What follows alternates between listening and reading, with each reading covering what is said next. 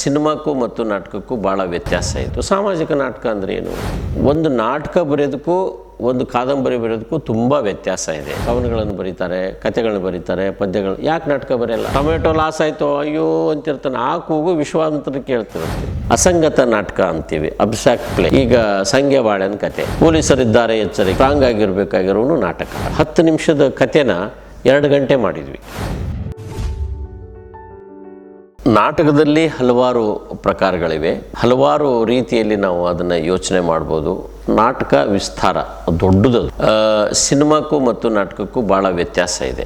ಇಲ್ಲಿ ನಟನೆ ಜೀವಂತವಾಗಿ ಆ್ಯಕ್ಟ್ ಮಾಡಬೇಕಾಗತ್ತೆ, ಜೀವಂತವಾಗಿ ಅಭಿನಯಿಸಬೇಕಾಗುತ್ತೆ, ಜೀವಂತವಾಗಿ ಅವನು ನಾಟಕ ಮುಗಿಯುವವರೆಗೂ ಇರಬೇಕಾಗುತ್ತೆ. ಸಿನಿಮಾ ಆದರೆ ಒಂದು ರೀಲ್ ಸುತ್ತಿರ್ತೀವಿ, ಅದನ್ನೆಲ್ಲಾದರೂ ನಾವು ಪ್ರದರ್ಶನ ಮಾಡ್ಬೋದು. ನಾಟಕ ಹಾಗಲ್ಲ, ಅದು ಜೀವಂತ ಕಲೆ. ಒಂದು ಸ್ಟೈಲೇಜ್ ಪ್ರೊಡಕ್ಷನ್ ಅಂದರೆ ನಾವು ಯಕ್ಷಗಾನ, ಆಮೇಲೆ ಪೌರಾಣಿಕ ನಾಟಕಗಳು, ಐತಿಹಾಸಿಕ ಅವೆಲ್ಲ ಒಂದು ಥರದ ಹಂತದಲ್ಲಿ ಬಂದರೆ, ಇನ್ನೊಂದು ರಿಯಲಿಸ್ಟಿಕ್ ಪ್ಲೇ ಅಂತ ಬರ್ತೀವಿ.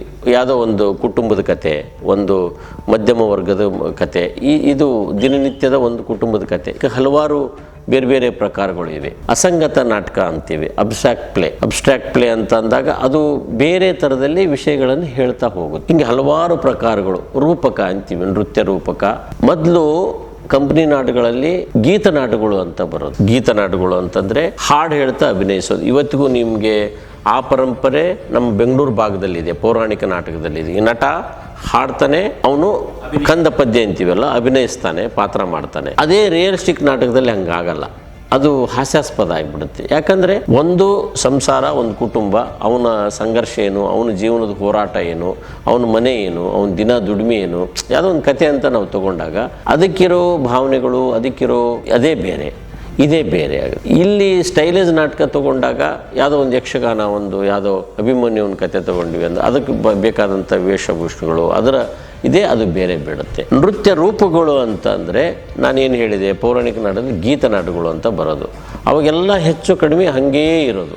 ಒಂದು ಕಂಪ್ನಿ ನಾಟಕದ ಸಂದರ್ಭದಲ್ಲಿ ಏನು ಪಾರ್ಸಿ ನಾಟಕಗಳು ಬಂತು, ಅದಾದಮೇಲೆ ನಮ್ಮ ವೃತ್ತಿ ಕಂಪ್ನಿಯಲ್ಲಿ ಗುಬ್ಬಿ ಕಂಪ್ನಿ ಇರ್ಬೋದು, ಬೇರೆ ಬೇರೆ ಏನು ಆಗಿ ಹೋಗಿರೋ ಏನು ಪ್ರಸಿದ್ಧ ನಾಟಕ ವೃತ್ತಿ ಕಂಪ್ನಿಗಳು, ಅವಾಗೆಲ್ಲ ಅವರು ಪೌರಾಣಿಕ ನಾಟಕ ತಗೊಂಡ್ರೆ ಅದಕ್ಕೆ ಬೇಕಾದಂಥ ಹಾಡುಗಾರಿಕೆ ಮತ್ತು ಏನು ಆ ಪದ್ಯಗಳನ್ನು ಹೇಳ್ತಾ ಅಭಿನಯಿಸೋದು, ಅದು ಒಂದು ಬೇರೆ ಥರದಲ್ಲಿ. ಅದು ಬರ್ತಾ ಕಾಲಘಟ್ಟ ಬದಲಿ ಆದಾಗ ಸಾಮಾಜಿಕ ನಾಟಕಗಳ ಇದು ಪರಂಪರೆ ಶುರುವಾಯಿತು. ಸಾಮಾಜಿಕ ನಾಟಕ ಅಂದರೆ ಏನು? ಒಂದು ಪರಂಪರೆ ಶುರುವಾಗುತ್ತೆ. ಈಗ ಸಂಗೆ ಬಾಳೆನ ಕತೆ. ಸಂಗೆ ಬಾಳೆ ಒಬ್ಬ ಊರುಗೌಡ, ಒಬ್ಬ ಶ್ರೀಮಂತ, ಅವನ ಹೆಂಡತಿ, ಮಕ್ಕಳಾಗಲ್ಲ, ಆಸೆ ಆಕಾಂಕ್ಷೆ, ಯಾರೋ ಒಬ್ಬ ಬಂದು ಮೋಸ ಈ ಥರದ್ದೊಂದು ಕತೆ. ಇವೆಲ್ಲ ಸಾಮಾಜಿಕ ಘಟ್ಟದ ನಾಟಕಗಳು. ರೂಪಕ ಅಂತಂದರೆ, ನೃತ್ಯ ರೂಪಕ ಅಂತಂದರೆ ಅದು ಇದರಲ್ಲೂ ಬರುತ್ತೆ. ಸಂಗೆ ಬಾಳೆ ನಾಟಕದಲ್ಲೂ ಹಾಡುಗಾರಿಕೆ ಬರುತ್ತೆ. ಈಗ ಅವಳು ಗಂಗಿ ಕ್ಯಾರೆಕ್ಟರ್ ಬರಬೇಕಾದ್ರೆ ಕುಣಿತಾ ಬಂದು ಒಂದು ಜನಪದ ಹಾಡಲ್ಲಿ ಬರ್ತಾಳೆ. ಹೀಗೆ ಅದು ಬೇರೆ ಥರದಲ್ಲಿ ಆ ನಾಟಕವನ್ನು ಇಡೀ ಹಾಡುಗಳ ಮುಖಾಂತರ ಮಧ್ಯೆ ದೃಶ್ಯಗಳ ಮುಖಾಂತರ ಆ ನಾಟಕವನ್ನು ಕಟ್ಟಿರೋದು. ಅದು ಈ ಥರದ ಹಲವಾರು ನಾಟಕಗಳು ಕನ್ನಡದಲ್ಲಿ ಇದೆ. ಹಾಗೆ ಪ್ರಮುಖವಾಗಿ ನಮಗೆ ಕಾಣೋದು ಬೇರೆ ನಾಟಕಗಳು, ಅದರಲ್ಲೂ ವಿಶೇಷವಾಗಿ ಸಂಗೆಬಾಳೆ ಅಂತ ನಾಟಕಗಳು. ಅವೆಲ್ಲ ಹಾಡುಗಾರಿಕೆ ಮತ್ತು ಮಾತುಗಾರಿಕೆ ಎರಡನ್ನು ಮಿಕ್ಸ್ ಮಾಡಿರುವಂಥ ನಾಟಕಗಳು. ಅದನ್ನೇ ತಗೊಂಡಿದ್ದಾರೆ. ಏನು ಮೂಲ ಈ ಪೌರಾಣಿಕ ನಾಟಕಗಳ ಹಿನ್ನೆಲೆ ಇದೆ, ಇದನ್ನ ಇಟ್ಕೊಂಡು ಇದನ್ನು ಬರೆದಿದ್ದಾರೆ. ಅದರಲ್ಲಿ ಸಾಮಾಜಿಕ ಕಳಕಳಿನೂ ಇದೆ. ಅಲ್ಲಿ ಬಂದೂಕು ಬರುತ್ತೆ, ಅವ್ನು ಬಂದೂಕು ಹಿಡ್ಕೊಂಡೇ ಹೋಗೋದು. ಯಾರು ವೀರಣ್ಣ ಅಂತ ಗೌಡನ ಪಾತ್ರ ಮಾಡ್ತಾನಲ್ಲ, ಶ್ರೀಮಂತ, ಅವ್ನ ಹೆಂಡತಿಗೆ ಅನ್ಯಾಯ ಇದು ಮಾಡಿರ್ತಾನೆ, ಮೋಸ, ಅವಾಗ ಬಂದೂಕು ಬರುತ್ತೆ. ಅಂದರೆ ಎರಡೂ ಪರಂಪರೆನೂ ಅಲ್ಲಿ ಸಮ್ಮಿಲನ ಆಗಿದೆ ಆ ನಾಟಕದಲ್ಲಿ. ಈಗ ನಾವು ಉದಾಹರಣೆಗೆ ರೂಪಕ ಅಂದ್ವಲ್ಲ, ರೂಪಕ ಅಂತಂದರೆ ಪೂರ್ತಿ ಈಗ ನಾವು ಒಂದು ಕಥೆನ ನೃತ್ಯ ರೂಪಕದಲ್ಲಿ ಹೇಳೋಕ್ಕೆ ಪ್ರಯತ್ನ ಮಾಡೋದು. ಜೋಕುಮಾರ್ ಸ್ವಾಮಿ, ಕನ್ನಡದಲ್ಲಿ ಆ ಥರ ಹಲವಾರು ಪ್ರಯೋಗಗಳಾಗಿದೆ. ಚಂಪಾ ಅವರ ನಾಟಕಗಳು ಅಸಂಗತ ನಾಟಕ ತುಂಬ ಬಂದಿದೆ. ಕೊಡೆಗಳು ಅದು ಏನೋ ಒಂದು ಬೇರೆ ಥರದಲ್ಲೇ ಹೇಳುವಂಥ ನಾಟಕ. ಭಾಳ ಸೂಕ್ಷ್ಮವಾಗಿ ಅದನ್ನು ಗಮನಿಸಬೇಕಾಗತ್ತೆ. ಪೊಲೀಸರಿದ್ದಾರೆ ಎಚ್ಚರಿಕೆ, ಲಂಕೇಶ್, ಈ ಥರದ್ದು ಹಲವಾರು ನಾಟಕಗಳಿದಾವಲ್ಲ, ಅವನ್ನ ಬೇರೆ ಅಸಂಗತ ನಾಟಕಗಳದೇ ಒಂದು ಸ್ಟೈಲ್ ಇರುತ್ತೆ. ಒಂದು ಬೇರೆ ಥರದಲ್ಲಿ ಆ ನಾಟಕದ ಯೋಚನೆಗಳು ಹೋಗ್ತಾ ಇರುತ್ತೆ. ಸಾಮಾಜಿಕ ನಾಟಕಗಳು ಅದು ಬೇರೆ ಥರದಲ್ಲಿ ನಮಗೆ ಪ್ರೆಸೆಂಟ್ ಆಗ್ತಾ ಹೋಗುತ್ತೆ. ಹೀಗೆ ಹಲವಾರು ಪ್ರಕಾರಗಳು ರಂಗಭೂಮಿಯಲ್ಲಿ ಇದೆ. ಅದು ನಿರ್ದೇಶಕನ ಮೇಲೆ ಹೋಗುತ್ತೆ ಮತ್ತು ರೈಟರ್ ಅವನು ಯಾವ, ಈಗ ನೋಡಿ ಕಂಬಾರ್ ಅವರು ಹೆಚ್ಚು ಅವರ ಮೂಲ ಒಬ್ಬ ದೇಶಿ ಸಂಸ್ಕೃತಿ ಇಟ್ಕೊಂಡು ಬರೀತಾರೆ. ಅವರು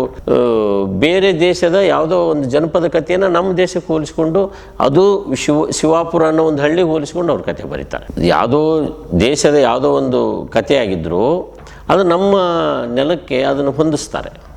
ಹಂಗೆ ಹಲವಾರು ಪ್ರಕಾರಗಳು ರಂಗಭೂಮಿಯಲ್ಲಿ ತುಂಬ ಬಂದಿದೆ. ಗಿರೀಶ್ ಕಾರ್ನಾಡರ ಬೇರೆ ಬೇರೆ, ಈಗ ಅಗ್ನಿ ಮತ್ತು ಮಳೆ ಅದೊಂದು ಬೇರೆ ಥರ ಅನುಭವ ಕೊಡುತ್ತೆ. ನಾಗಮಂಡಲ ಅದು ಬೇರೆ ಥರ ಅನುಭವ ಕೊಡುತ್ತೆ. ತಲೆದಂಡ ಪೂರ್ತಿ ಬಸವಣ್ಣನ ಕಾಲಕ್ಕೆ ಹೊರಟೋಗುತ್ತೆ.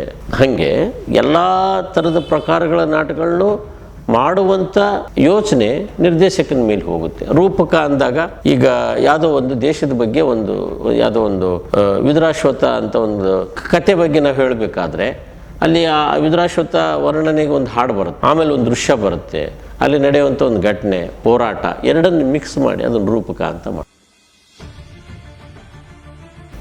ಯಾವಾಗಲೂ ಒಂದು ಕತೆ, ಕಾದಂಬರಿ ಅವು ಬೇರೆ ಬೇರೆ ಥರದಲ್ಲಿ ರೂಪಕ ಪಡ್ತಾ ಹೋಗ್ತವೆ.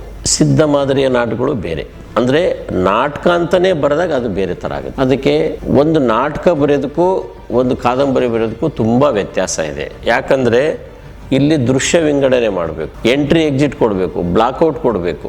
ಕಾದಂಬರಿಯಲ್ಲಿ ಆದರೆ ನೀವು ಒಂದು ಇದನ್ನು ಹೇಳ್ತಾ ಹೋಗ್ತೀರಿ, ಅಲ್ಲಿ ವರ್ಣನೆ ಬರುತ್ತೆ, ಅಲ್ಲಿ ಬೇರೆ ಬೇರೆ ಬೇರೆ ಬೇರೆ ಬೇರೆ ನಿಮಗೆ ಏರಿಳಿತಗಳು ಬರುತ್ತೆ. ನಾಟಕದಲ್ಲಿ ಹಾಗಾಗಲ್ಲ. ಅದನ್ನು ಪಾತ್ರಗಳ ವಿಂಗಡಣೆ ಮಾಡಿದಾಗ ಆ ದೃಶ್ಯ ಸಂಯೋಜನೆ ಮಾಡೋದು ಭಾಳ ಸ್ಟ್ರಾಂಗ್ ಆಗಿರಬೇಕಾಗಿರೋನು ನಾಟಕಕಾರ. ಎಲ್ಲರೂ ನಾಟಕಕಾರರಾಗಲ್ಲ ನೋಡಿ. ಈಗ ಸಾಕಷ್ಟು ಜನ ಸಣ್ಣ ಸಣ್ಣ ಕವನಗಳನ್ನು ಬರೀತಾರೆ, ಕಥೆಗಳನ್ನು ಬರೀತಾರೆ, ಪದ್ಯಗಳು. ಯಾಕೆ ನಾಟಕ ಬರೆಯಲ್ಲ? ಯಾಕೆ ನಮಗೆ ಹಿಂಗೆ ಕೈ ಹಾಕಿದ್ರೆ ಇಷ್ಟೇ ಜನ ಸಿಗ್ತಾರೆ ನಾಟಕದಲ್ಲಿ?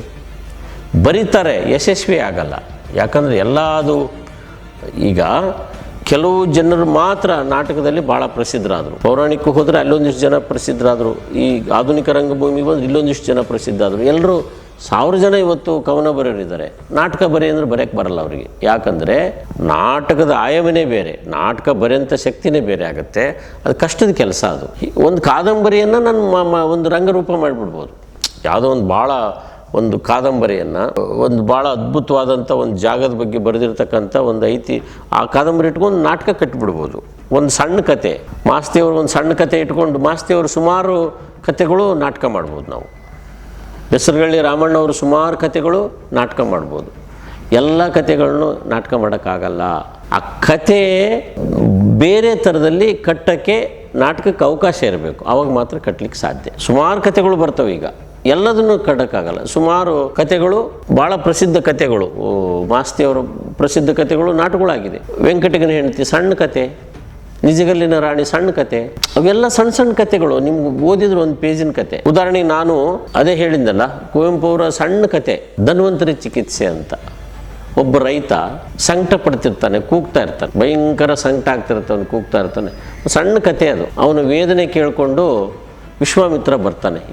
ಎಲ್ಲಿ ಕೂಗ್ತಾ ಇದೆ ಇದು, ಏನಿದು ಹಿಂಗಾಗ್ತಾ ಇದೆ ರೈತನಿಗೆ ಅವನು ಬಂದು ಅದನ್ನು ಪರಿಹಾರ ಮಾಡಿ ಹೋಗೋ ಒಂದು ಸಣ್ಣ ಕತೆ ಅದು. ಅದನ್ನು ನಾನು 2 ಗಂಟೆ ಮಾಡಿದ್ದೀನಿ. ಅದು ಓದಿದರೆ ನಿಮಗೆ 10 ನಿಮಿಷ ಆಗಲ್ಲ. 2 ಗಂಟೆ ಕಟ್ಟಬೇಕಲ್ಲ ನಾಟಕನ. ಆ ನಾಟಕನ ಒಂದು ಹಾಸ್ಯವಾಗಿ ತಗೊಂಡು ಹೋಗಬೇಕು. ಕೆಲವು ಪಾತ್ರಗಳನ್ನು ಸೃಷ್ಟಿ ಮಾಡಬೇಕಾಗತ್ತೆ. ಮತ್ತು ಅದಕ್ಕೆ ಇವತ್ತಿನ ಕಾಲಘಟ್ಟದ ರೈತನ ಪರಿಸ್ಥಿತಿ ಏನಿದೆ, ರೈತ ಏನು ಅದನ್ನು ವ್ಯತ್ಯೆ ಪಡ್ತಾ ಇದ್ದಾನೆ, ಆ ರೈತನ ಸಮಸ್ಯೆಯನ್ನು ಟ್ರ್ಯಾಕ್ ಮಾಡಿಕೊಂಡು ಧನ್ವಂತರಿ ಏನು ವಿಶ್ವಾಮಿತ್ರ ಹುಡುಕೊಂಡು ಹೋಗ್ತಾ ಇದ್ದಾನಲ್ಲ, ಆ ಧ್ವನಿ ಕೇಳಿಕೊಂಡು, ರೋದನೆ ಕೇಳಿಕೊಂಡು ರೈತಂದು, ಆ ರೈತ ಇವತ್ತಿನ ಸಮಕಾಲೀನ ರೈತನೇ ಆಗಿರ್ತಾನೆ. ಅದನ್ನು ಮರ್ಜ್ ಮಾಡಿದ್ದೀನಿ ನಾನು. ಅವನು ನರಳ್ತಾ ಇರ್ತಾನೆ, ಟೊಮೆಟೊ ಲಾಸ್ ಆಯಿತು ಅಯ್ಯೋ ಅಂತಿರ್ತಾನೆ. ಆ ಕೂಗು ವಿಶ್ವಾಮಿತ್ರ ಕೇಳ್ತಿರುತ್ತೆ. ಅವಾಗ ಇವನು ಬರ್ತಾನೆ ಭೂಲೋಕಕ್ಕೆ, ಎಲ್ಲಿದೆ ಆ ಧ್ವನಿ ಹುಡುಕೊಂಡು ಅಂತ. ಹುಡುಕ್ತಾ ಬಂದಾಗ ಯಾವುದೋ ಒಂದು ರೈತನ ಮನೆ ಕಾಣಿಸುತ್ತೆ ಅವನಿಗೆ. ರೈತ ಒಳಗಡೆ ನಳ್ತಾ ಇರ್ತಾನೆ. ಯಾಕಂತ ಕೇಳ್ತಾರೆ. ಇಲ್ಲ, ನನಗೆ ಸಾಲ ಇದಾಗಿದೆ, ನನ್ನ ಸಂಕಟ ಆಗ್ತಾಯಿದೆ, ನಾನು ಇದನ್ನು ಮಾಡೋಕ್ಕಾಗಲ್ಲ. ಅಷ್ಟೇ ಇದರ ಕತೆ. ಬಟ್ ಅದು ನಾನು ಇವತ್ತಿನ ಇದರಲ್ಲಿ ಏನು ರೈತನ ಮೇಲೆ ಒತ್ತಡ ಇದೆ, ರೈತರಿಗೆ ಏನು ಲಾಭ ಸಿಗ್ತಾ ಇದೆ, ಏನು ಹಾನಿ ಆಗ್ತಾ ಇದೆ, ಅದನ್ನು ನಾನು ಪೂರ್ತಿ ಮಿಕ್ಸ್ ಮಾಡ್ತಾ ಹೋದೆ. ಜನರು ಅದ್ಭುತವಾಗಿ ನೋಡಿದರು, ಅದ್ಭುತವಾಗಿ ಸ್ವೀಕಾರ ಮಾಡಿದರು. ಆ ಹೋರಾಟ ಬಂದಾಗ ಅವರು ಯಾವುದೋ ಒಬ್ಬ ರೈತರು ಎದ್ದು ನಿಂತ್ಕೊಂಡು ಹಿಂಗೆ ಟವಲ್ ಸುತ್ತವರು, ಅಂದರೆ ಅವರು ಇನ್ವಾಲ್ವ್ ಆಗೋರು. ಹಂಗೆ ಬೇಕು. ಯಾವಾಗ ನಾವು ಆ ಸಮಸ್ಯೆಗಳು, ಸಂಘರ್ಷಗಳನ್ನು ಹೇಳದೆ ಹೋದರೆ ಎಲ್ಲೂ ನಾವು ನಿಲ್ಲಕ್ಕೆ ಆಗಲ್ಲ, ಹೇಳಲೇಬೇಕಾಗತ್ತೆ. ನಾಟಕ ಅಂದಾಗಲೇ ಒಂದು ಸಂಘರ್ಷ ಇರಬೇಕು, ಒಂದು ಹೋರಾಟದ ಇದು ಬೇಕು, ಒಂದು ಎನರ್ಜಿ ಬೇಕು. ಅಂದಾಗ ಮಾತ್ರ ನಾವು ಪ್ರೇಕ್ಷಕರನ್ನ ಮುಟ್ಟಕ್ಕೆ ಸಾಧ್ಯತೆ ಇದೆ. ಆ ಥರದ ಹೊಸ ಹೊಸ ಪ್ರಯೋಗಗಳನ್ನ ನಾವು ಮಾಡ್ತಾನೆ ಇರ್ತೀವಿ. ನೋಡಿ, ಅಲ್ಲಿ ಎರಡನ್ನು ನಾನು ತೋರಿಸಿದ್ದೆ. ಇವು ರೈತರ ಆತ್ಮಹತ್ಯೆ ಕುರಿತು ನರಳುತ್ತಾ ಇರೋ ಒಂದು ಧ್ವನಿ, ಅದು ನೆರಳು ಬೆಳಕಲ್ಲಿ ನಾನು ತೋರಿಸಿದ್ದೆ ಟೆಕ್ನಿಕಲ್ಲಾಗಿ. ಅದು ಎಷ್ಟು ಪ್ರಭಾವ ಬೀರುತ್ತಂದರೆ, ನಾನು ಸಾಣೇಳಿಗೆ ಆ ನಾಟಕ ಮಾಡಿದಾಗ ಇಡೀ ಆ ವರ್ಷ ಎಷ್ಟೋ ಕರ್ನಾಟಕದಲ್ಲಿ ರೈತರ ಆತ್ಮಹತ್ಯೆದ ಒಂದು ಸರಣಿನೇ ಶುರುವಾಗ್ಬಿಟ್ಟು, ಅವಾಗ ಗುರುಗಳು ಹೇಳಿದರು, ನೋಡ್ರಿ ಇಷ್ಟು ದುರಂತ ಆಗ್ತಾಯಿದೆ ಮಾಲ್ತೇಶ್, ರೈತರ ಕುರಿತು ಒಂದು ಜಾಗೃತಿ ಮೂಡಿಸೋಂಥ ಒಂದು ನಾಟಕ ಮಾಡೋಣ ಅಂತ ಅಂದಾಗ ಈ ಕಥೆಗಳು ನನಗೆ ಹೊರಳಿತು. ಒಂದು ಅದ್ಭುತವಾದಂಥ ಒಂದು CD ಸಿಕ್ತು ನನಗೆ ಕಲಾಕ್ಷೇತ್ರದಲ್ಲಿ. ರೈತರ ಬಗ್ಗೆ ಹೋರಾಟ ಮಾಡಿರೋ ಭಾಳ ಚೆನ್ನಾಗಿದೆ. ಅದರಲ್ಲಿ ಒಂದು 300 ಹಾಡಿದೆ. ನಾನು ಸೆಲೆಕ್ಟ್ ಮಾಡ್ಕೊಂಡಿದ್ದ 5 ಹಾಡು. ಅದಕ್ಕೇನು ಸಂದರ್ಭಕ್ಕೆ ಆ ಹಾಡು ಬೇಕಾಗುತ್ತೆ ಅದನ್ನು ಮಾತ್ರ ಆಯ್ಕೆ ಮಾಡಿಕೊಂಡು, ಈ ಥರದ್ದು ಹೊಸ ಹೊಸ ಹೊಸ ಹೊಸ ಹೊಸ ಪ್ರಯೋಗಗಳು, ಹೊಸ ಹೊಸ ಇದು ಕತೆ ಕಾದಂಬರಿಯಿಂದ ಆಗ್ತಾನೇ ಇರುತ್ತೆ. ಅದು ನಿರಂತರ ತುಂಬ ಆಗ್ತಾಯಿದೆ, ತುಂಬ ಜನ ಮಾಡ್ತಾಯಿದ್ದಾರೆ. ಉದಾಹರಣೆಗೆ ಮೂಡ್ನಾಕೂಡು ಚಿನ್ನಸ್ವಾಮಿ ಅಂತ ಭಾಳ ದೊಡ್ಡ ರೈಟರ್ ಇದ್ದಾರೆ. ಅವರು 5 ಕಥೆಯನ್ನು ಇಟ್ಟುಕೊಂಡು ಒಂದು ನಾಟಕ ಮಾಡಿದ್ದೆ ನಾನು. ಆ 5 ಕಥೆನೂ ನಾನು ಒಂದಕ್ಕೊಂದು ಜೋಡಣೆ ಮಾಡಿದ್ದೆ. ಅಲ್ಲೆಲ್ಲ ಒಂದು ಕೆಳವರ್ಗದ ಒಂದು ಹೋರಾಟ, ಕೆಳವರ್ಗದ ಬದುಕು, ಕೆಳವರ್ಗದ ಜೀವನ ಶೈಲಿ, ಅದನ್ನು ಅಷ್ಟು ಚೆನ್ನಾಗಿ ಹೇಳಿದ್ದಾರೆ. ಅವ್ರು ಕಂಡಿರೋ ಒಂದು 50 ವರ್ಷದ ಹಿಂದಲ್ಗ, ಒಂದು 40 ವರ್ಷದ ಹಿಂದಲ್ದ ಇದನ್ನು ಅವ್ರ ಕಥೆಯಲ್ಲಿ ಹೇಳ್ತಾ ಹೋಗಿದ್ದಾರೆ. ಆ ಕಥೆ ನಾವು ಇವತ್ತಿನ ಸಮಕಾಲೀನಕ್ಕೆ ಏನು ಆಗಿದೆ, ಏನು ಬದಲಾವಣೆ ಆಗಿದೆ, ಅದನ್ನೆಲ್ಲ ಮಾಡ್ಕೋಬೋದು. ಆ ಥರದ ಪ್ರಯೋಗಗಳು ತುಂಬ ಆಗಿದೆ. ಇತ್ತೀಚೆಗೆ ನಾನು ಮೇಘದೂತ ದರ್ಶನ, ಸಣ್ಣ ಕಾವ್ಯ ಅದು, ಆದರೆ ಜಗತ್ ಪ್ರಸಿದ್ಧ. ಕಾಳಿದಾಸನ ಮಹಾಕಾವ್ಯ ಕಾವ್ಯದಲ್ಲಿ ಮೇಘದೂತದ ಅಂತ ಬರುತ್ತೆ, ಮೇಘದೂತ ದರ್ಶನಂ ಅಂತ ಬರುತ್ತೆ. ಸಣ್ಣದದು. ಆ ಇಡೀ ಕಾವ್ಯ ಇಟ್ಕೊಂಡು ನಾವು 1-2 ದಿನ ಆ ನಾಟಕ ಮಾಡ್ಬೋದು, ಅಂದರೆ ಒಂದು 8-10 ಪೇಜಿಂದು. ಬಟ್ ಮಾಡೋಕ್ಕಾಗಲ್ಲ. ನಾನು ಒಂದೊಂದು ಲೈನ್ ತೊಗೊಂಡು ಮಾಡಿದ್ದೀನಿ ಅಷ್ಟೇ. 1.5 ಗಂಟೆ ನಾಟಕ ಮಾಡಿದ್ದೀನಿ. ನಮ್ಮ ಕೆಲಸದ ಒತ್ತಡದಲ್ಲಿ ಸಾಕಷ್ಟು ಬೇಸರ ಪಟ್ಕೊಂಡಿದ್ದೀವಿ. ಅದನ್ನಲ್ಲೇ ಮರೆತು ಬಿಡ್ತೀವಿ. ನಮ್ಗೆ ನಾಟಕ ಒಂದು ರಂಗಭೂಮಿ ಕಲಿಸೋದೇನು ಅಂದರೆ ತಾಳ್ಮೆ, ಮತ್ತು ಮತ್ತೊಬ್ಬರನ್ನ ನಾವು ಟಾರ್ಗೆಟ್ ಮಾಡೋಕ್ಕೆ ಹೋಗಲ್ಲ. ಯಾಕಂದರೆ ಆ ಕ್ಷಣದಲ್ಲಿ ಆಗಿರುತ್ತೆ. ಸುಮಾರು ಕೈ ಘಟನೆಗಳು ನನ್ನ ಜೀವನದಲ್ಲಿ ಆಗಿ ಹೋಗಿದೆ. ಎಲ್ಲ ಹೇಳ್ಕೊಂಡು ಕುದ್ರಕ್ಕಾಗಲ್ಲ. ಯಾಕಂದರೆ ಅದನ್ನೇ ನಾನು ನೆನಪಿಸ್ಕೊಂಡು ಅದನ್ನೇ ನಾನು ಮಾಡದಿದ್ದರೆ ನಾನು ಮುಂದೆ ಬೇರೆ ಕೆಲಸ ಮಾಡೋಕ್ಕಾಗಲ್ಲ. ಬಟ್ ನನ್ನನ್ನು ತುಂಬ ಜನ ಪ್ರೀತಿ ಮಾಡೋರಿದ್ದಾರೆ ಕರ್ನಾಟಕ ರಂಗಭೂಮಿಯಲ್ಲಿ. ಬಾಂಬೆದಲ್ಲೂ ಇದ್ದಾರೆ, ಬೆಂಗಳೂರಲ್ಲಿದ್ದಾರೆ, ಕೋಲಾರದಲ್ಲಿದ್ದಾರೆ, ಉಡುಪಿಯಲ್ಲಿದ್ದಾರೆ, ಎಲ್ಲ ಕಡೆ ಇದ್ದಾರೆ. ಒಂದು ನಾಟಕ ಏರಿಳಿತ ಆಗ್ಬೋದು. ಆಮೇಲೆ ಕೆಲವರು ಅಸೂಯೆ ಪಟ್ಟಿದವರು ಇದ್ದಾರೆ. ಏನ್ರಿ ಎಲ್ಲ ಅವನಿಗೆ ಹೋಗುತ್ತೆ ಪ್ರೈಸು, ಏನ್ರಿ ಅವನಿಗೇನು. ತುಂಬ ನನ್ನ ಒಂದು ಟೈಮಲ್ಲಿ ನಾನು ಏರುವಾಗ ತುಂಬ ಕಾಲು ಎಳೆದಿದ್ದಾರೆ ಅಂದರೆ ಪ್ರೈಸೇ ಕೊಡೋದು ಕಟ್ ಮಾಡಿಬಿಟ್ರು ಸುಮಾರು ವರ್ಷ. ಏನ್ರಿ ಅವನಿಗೆ. ಆದರೆ ಇವತ್ತಿಗೂ ನಾನು ನಿಲ್ಲಿಸಿಲ್ಲ. ಯಾಕಂದ್ರೆ ಅದು ನನ್ನ ವೃತ್ತಿ, ನಾನು ನಿಲ್ಸೋಕ್ಕಾಗಲ್ಲ. ಯಾಕಂದರೆ ನಿಲ್ಲಿಸ್ಬಿಟ್ರೆ ನನ್ನ ಜೀವನ ನಡೆಯಲ್ಲ. ಆದರೆ ಅವತ್ತೇನು ಕಾಲು ಎಳೆದಿದ್ದಾರೆ ಅವತ್ತು ಯಾರು ಇಲ್ಲ. ಇವತ್ತು ಅವರು ಕೇಳಿದ್ದೀನಿ ಪಾಪ, ಯಾರು ನನಗೆ ನೇರವಾಗಿ ಹೇಳಿಲ್ಲ. ನಿಮ್ಮ ಬಗ್ಗೆ ಹಿಂಗೆ ಮಾತಾಡ್ತಾಯಿದ್ರು, ನಿಮ್ಮ ಬಗ್ಗೆ. ಯಾವಾಗಲೂ ನಾವು ಪ್ರತ್ಯಕ್ಷ ಕಂಡರೂ ಅದನ್ನು ಪ್ರಮಾಣಿಸಿ ನೋಡಬೇಕು. ಸುಮ್ಮನೆ ಯಾರೋ ಹೇಳಿದ್ದನ್ನು ಕೇಳಬಾರ್ದು. ಈ ಸರಿ ಕೇಳೋದು, ಈ ಕಡೆ ಬಿಡೋದು. ಯಾವಾಗ ನಾವು ಆರೋಗ್ಯವಾಗಿರ್ತೀವಿ. ಯಾರೋ ಹೇಳಿದರು ಏನೋ ನಿಮ್ಮ ಬಗ್ಗೆ, ಅವನಿಗೆ ನಾಟಕನೇ ಮಾಡ್ಸೋಕ್ಕೆ ಬರಲ್ಲ, ಬರೇ ಸೆಟ್ ಹಾಕ್ತಾನೆ, ಬರೇ ಪ್ರಾಪರ್ಟಿ ತುಂಬ್ತಾನೆ, ಬರೇ ಅಬ್ಬರ ಮಾಡ್ತಾನೆ. ನಾನು ಬರೇ ಸೆಟ್ಟು ಪ್ರಾಪರ್ಟಿ ಹಾಕಿದರೆ ಬರೇ ಸೆಟ್ ನನ್ನ ಯಾರು ಗುರುತಿಸೇ ಇರಲಿಲ್ಲ. ಯಾಕೆ 2.5 ಗಂಟೆ ಕೂತ್ಕೊಂಡು 2 ಗಂಟೆ ಕೂತ್ಕೊಂಡು ನನ್ನ ನಾಟಕ ನೋಡ್ತಾರೆ? ಪಾತ್ರಗಳನ್ನು ಜೀವಂತವಾಗಿ ಇಟ್ಟಿರ್ತೀನಿ ನಾನು. ಸೆಟ್ಟು ಪ್ರಾಪರ್ಟಿ ಸಿಂಬಾಲಿಕ್ ಆಗಿ ಇಟ್ಟಿದ್ದೀನಿ ನಾನು. ಎಲ್ಲೂ ಅದನ್ನು ಕಡಿಮೆ ಮಾಡಲ್ಲ. ಯಾಕಂದರೆ ಒಬ್ಬ ಪ್ರೇಕ್ಷಕ ಬಂದಾಗ ಅವನ ಮನಸ್ಸು ಉಲ್ಲಾಸ ಆಗಬೇಕು. ಅದು ಹತ್ಕೊಂಡು ಹೋಗ್ತಾನೋ, ಖುಷಿ ಪಟ್ಕೊಂಡು ಹೋಗ್ತಾನೋ, ಆ ಕ್ಷಣದಲ್ಲಿ ಅವನು ಮರೆತು ಒಂದು ರಂಗಭೂಮಿಯನ್ನು ಒಂದು ನಾಟಕ ನೋಡುವಾಗ ತನ್ನನ್ನು ತಾನು ಆ ಒಂದು ಪಾತ್ರ ಆಗಿರ್ತಾನೆ. ಅವನು ಒಂದು ಇಡೀ ಅವನು ಅರ್ಪಿಸ್ಕೊಂಡಿರ್ತಾನೆ ಒಬ್ಬ ಪ್ರೇಕ್ಷಕ. ಅವನಿಗೆ ಯಾಕೆ ನಾನು ಮೋಸ ಮಾಡಲಿ? ಅವನಿಗೇನೋ ರಾಜ ಸುಮ್ಮನೆ ಒಂದು ಸ್ಟೂಲ್ ಮೇಲೆ ಕೂತ್ಕೊಳ್ಳೋಕ್ಕಾಗತ್ತೇನ್ರಿ? ಅವ್ನಿಗೇನೋ ಒಂದು ಕಂಬ ಬೇಕಲ್ವ ಹಿಂದ್ಗಡೆ. ಒಂದು ಕಂಬ, ಒಬ್ಬ ಸೈನಿಕ, ಒಂದೇನೋ ಒಂದು ಲಾಂಛನ ಬಂದಾಗ ಒಂದು ಕಲ್ಪನೆಗೆ ಹೋಗ್ತಾರೆ ಜನ. ಯಾವುದನ್ನು ನಾನು ತೆರೆಯೋಕ್ಕೆ ಮಾಡಲ್ಲ. ನನಗೆ ಹೇಗೆ ಬೇಕು ಹಂಗೆ ಮಾಡ್ಕೊತೀನಿ. ಕೆಲವರೆಲ್ಲ ತುಂಬ ಕಾಲು ಎಳೆದಿದ್ದಾರೆ ಒಂದು ಸಂದರ್ಭದಲ್ಲಿ. ತುಂಬ ಪ್ರೀತಿನೂ ಮಾಡಿದವರಿದ್ದಾರೆ. ಇಬ್ಬರು ಬೇಕು ನನಗೆ. ಯಾರನ್ನೋ ಒಬ್ಬರನ್ನ ನಾನು ಇಲ್ಲಿ ಪಟ್ಟವರೇ ನನ್ನ ಅಭಿಮಾನಿಗಳು, ನನ್ನ ಹಿತೈಷಿಗಳು ಅನ್ನಂಗಿಲ್ಲ. ಯಾರು ನನ್ನ ಕಾಲು ಎಳೆದಿದ್ದಾರೆ ಅವರು ನನಗೆ ಭಾಳ ಮುಖ್ಯ ಆಗ್ತಾರೆ. ಅವರು ಮುಖ್ಯ ಆಗದೆ ಹೋದರೆ ನನ್ನ ಕೆಲಸ ಮಾಡೋಕ್ಕಾಗಲ್ಲ. ಅವ್ರಿಗೆ ಹೆದರ್ಕೊಂಡು ನಾನು ಇರೋಕ್ಕೂ ಆಗಲ್ಲ. ನನ್ನ ಕೆಲಸ ನಾನು ಮಾಡ್ತಾ ಹೋಗಬೇಕು. ಒಂದು ನಾಟಕ ಸೋಲುತ್ತೆ, ಒಂದು ಕಡೆ ಎಲ್ಲೋ ನಟರು ನರ್ವಸ್ ಆಗಿರ್ತಾರೆ, ನಮಗೂ ಮೂಡ್ ಚೇಂಜ್ ಆಗಿರುತ್ತೆ. ಒಂದು ಸಣ್ಣ ವ್ಯತ್ಯಾಸ ಇರ್ಬೋದು ಪ್ರಯೋಗದಲ್ಲಿ, ಮುಂದಿನ ಪ್ರಯೋಗದಲ್ಲಿ ಅದೇ ಅದ್ಭುತವಾಗಿ ಬರ್ಬೋದು. ನಾನು ಯಾವತ್ತೂ ರಂಗಭೂಮಿ ಬಗ್ಗೆ ಅಪಾರ ಗೌರವ ಇಟ್ಕೊಂಡಿದ್ದೀನಿ, ಎಲ್ಲೂ ಕಾಂಪ್ರಮೈಸ್ ಆಗಲ್ಲ. ನನ್ನ ಕೆಲಸ ನಾನು ಮಾಡ್ತಾನೆ ಹೋಗಿ. ಏನೆಲ್ಲ ಅವನೇ ಮಾಡಿಬಿಡ್ತಾನೆ ರೀ ಎಲ್ಲ ಅದು ಅಂದ್ಕೊಳ್ಳೋರು ಅಂದ್ಕೊಳ್ಳಿ ಬಿಡು, ಇದು ನನ್ನ ರುಚಿ, ನನ್ನ ಟೇಸ್ಟ್, ಇದು ನಾನು ಇರೋದೇ ಹಿಂಗೆ, ನನ್ನ ಕೆಲಸ ಮಾಡೋದೇ ಹಿಂಗೆ, ನನ್ನ ವರ್ಕ್ ಹಿಂಗೆ. ಇಷ್ಟ ಇದ್ದವರು ನೋಡ್ತಾರೆ, ಇಷ್ಟ ಇಲ್ಲದವರು ಎದ್ದು ಹೋಗ್ತಾರೆ. ಆದರೆ ಎದ್ದು ಹೋಗೋರ ಸಂಖ್ಯೆ ಕಡಿಮೆ ನನ್ನ ನಾಟಕದಲ್ಲಿ. ತುಂಬ ಅಭಿಮಾನದಿಂದ ಪ್ರೀತಿಯಿಂದ ನನ್ನನ್ನು ಬೆಳೆಸಿದಾರಪ್ಪ ಕನ್ನಡ ರಂಗಭೂಮಿಯಲ್ಲಿ, ತುಂಬ ಚೆನ್ನಾಗಿ ಬೆಳೆಸಿದ್ದಾರೆ. ಈಗೂ ಅದೇ ಆ ಒಂದು ಇರುತ್ತೆ, ಯಾಕೆ ಮಲ್ತೇಶ್ ಇಷ್ಟೊತ್ತಿಗೆ ಯಾಕೆ ಡಲ್ ಆಗಿದ್ದೀರಿ, ನಿಮ್ಮ ನಾಟಕ ಯಾಕೆ ಅಂತ ಅಂದವರು ಇದ್ದಾರೆ. ಅದೋ ಮಹಾಮಾಯಿ ಏನೋ ಇರ್ತಿದ್ದಂಗೆ ಒಂದು 20 ಭೂತಗಳು ಬರೋದು, ಆ ಎನರ್ಜಿ ಇತ್ತಲ್ಲ, ಈಗ ಅದು ಕಡಿಮೆ ಆಗಿರ್ಬೋದು. ಬಟ್ ನಾನು ಬೇರೆ ಥರ ಅದನ್ನು ನಾಟಕ ನೋಡ್ತೀನಿ. ನಾನೊಂಥರ ಎಕ್ಸ್ಪೆರಿಮೆಂಟ್ ಆಗಿ ಮೇಘದೂತ ದರ್ಶನ ಮಾಡಿಸ್ದೆ. ನನ್ನ ಕೈಲಿ ಎಷ್ಟೋ ಲಕ್ಷಗಟ್ಟಲೆ ಖರ್ಚು ಮಾಡಿದೆ. ಅದನ್ನು ಯಾವುದೋ ಕಾಲೇಜಿಗೆ ಮಾಡಿಸಿ ಪ್ರೊಡಕ್ಷನ್ ಇಲ್ಲಿ ತೊಗೊಂಬಂದು ಅದಕ್ಕೆ ಸಾಕಷ್ಟು ಈಗಲೂ ಅದಕ್ಕೆ ಪ್ರಾಪರ್ಟಿ ಮಾಡ್ತಾನೆ ಇರ್ತೀನಿ. ಯಾಕಂದರೆ ಆ ನಾಟಕದ ಕಲ್ಪನೆ ಆಗಿದೆ.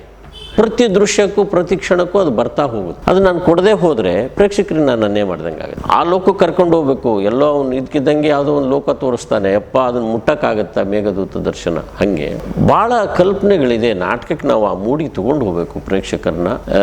ಸಾಕಷ್ಟು ಜನ ನನಗೆ ಅವಕಾಶ ಕೊಟ್ಟಿದ್ದಾರೆ, ಕೊಡ್ತಾನೂ ಇದ್ದಾರೆ, ತುಂಬ ಜನ ಕೊಡ್ತಿದ್ದಾರೆ. ಅಭಿಮಾನದ ಇದಕ್ಕೆ ನಾವು ಋಣಿ ಆಗಿರಲೇಬೇಕು.